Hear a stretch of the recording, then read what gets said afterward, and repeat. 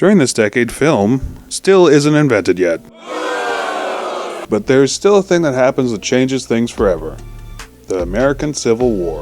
Okay, the history of America is essentially the history of systemic racism. That's not all that U.S. history contains, of course, but if you were to make a 2-hour movie on the entirety of U.S. history, it would be the most apparent plot point. Let me quickly explain. America was founded by poor people who came over with almost nothing and needed help making a country before they all starved to death, which many of them did anyway. To help build America, they bought slaves that came from Africa, and soon America became a huge cash state for things like tobacco, which Europeans had never seen before. And now tons of people were coming to America to get rich.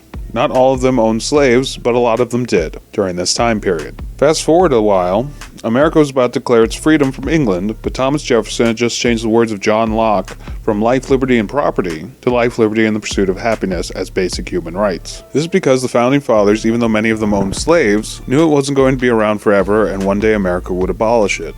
Of course, this was in 1776 and would take another 100 years before that happened. After that, we had the Missouri Compromise, which said we could own slaves in Missouri, but no other slave states could be founded above the lowest latitude of Missouri's border. And then the 3/5 Compromise that said a slave only counted as 3/5 of a person when counted for the census. These are only a couple of examples of major laws we made that were centered around slavery. And even those that weren't had slavery looming over it like some evil shadow. Then the American Civil War happened, which was fought over slavery and ended with slavery finally being abolished in America. But, unfortunately, President Lincoln was assassinated, and the next guy was the worst president we ever had. And President Johnson, a born Southerner, basically gave states the rights to oversee themselves during Reconstruction, and slave states just reinstated the same slave laws, just changed the word slave to black person, essentially. So things were pretty bad during this decade, especially if you were a freed slave in what was, until recently, a slave state.